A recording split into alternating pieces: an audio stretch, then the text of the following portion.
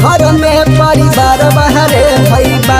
बोला बोला डमरू वाले बाबा की। रिकॉर्डिंग बाय मलिकाना रिकॉर्डिंग स्टूडियो मसौरी।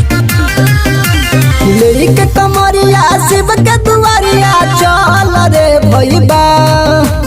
लेके कमरिया शिव के दुआरिया चल रे भैबा। लेके कमरिया शिव के दुआरिया चल रे भैबा। लेके कमरिया शिव के दुआरिया चल रे भैबा। कि भोला लेके अइले देव घर में परिवार बहरे भैबा।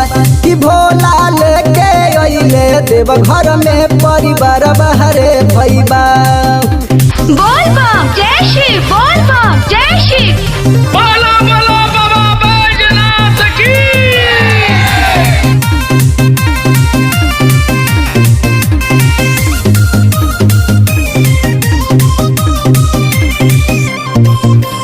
रहिया में छाला उड़ाई के जय शिव बोल के भोला दुआरिया चलल जाई। डीजे पर कमर डोलाई के, डीजे पर कमर डोलाई के। रहिया में छाला उड़ाई के जय शिव बोल के भोला दुआरिया चलल जाई। डीजे पर कमर डोलाई के रोपनी भुलाई के टेंशन मिटाई के चल रे भैबा। रोपनी भुलाई के टेंशन मिटाई के चल रे भैबा। कि भोला लेके अइले देव घर में परिवार बहरे भैबा। कि भोला लेके अइले देव घर में परिवार बहरे भैबा। बोल बम जय शिव, बोल बम जय शिव। बोला बोला बाबा बैजनाथ की।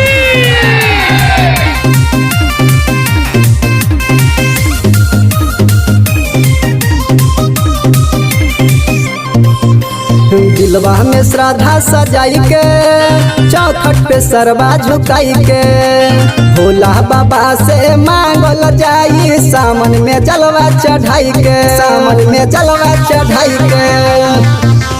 दिलवा में श्रद्धा सजाई के चौखट पर सिरवा झुकाई के भोला बाबा से मांगल जाई। सामन में जलवा चढ़ाई के सुइया पहरिया पर नाचल कमरिया देख रे भैबा।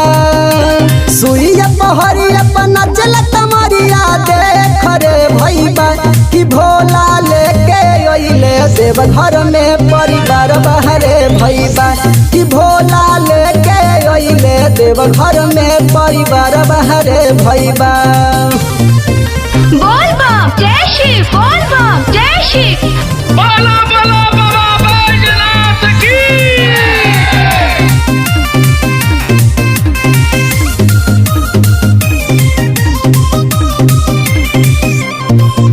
कि सामन में जे जल चढ़ावे किस्मत अपन बनावे। भोला दुआरबा खाली न लौटे बात ई वेद बतावे, बात ई वेद बतावे। सामन में जल जे चढ़ावे किस्मत अपन बनावे। भोला दुआरबा खाली न लौटे बात ई वेद बतावे। राजा बेदरदी झुनल के पचरा बाजे रे भैबा। राजा बेदरदी झुनल के पचरा बाजे रे भैबा।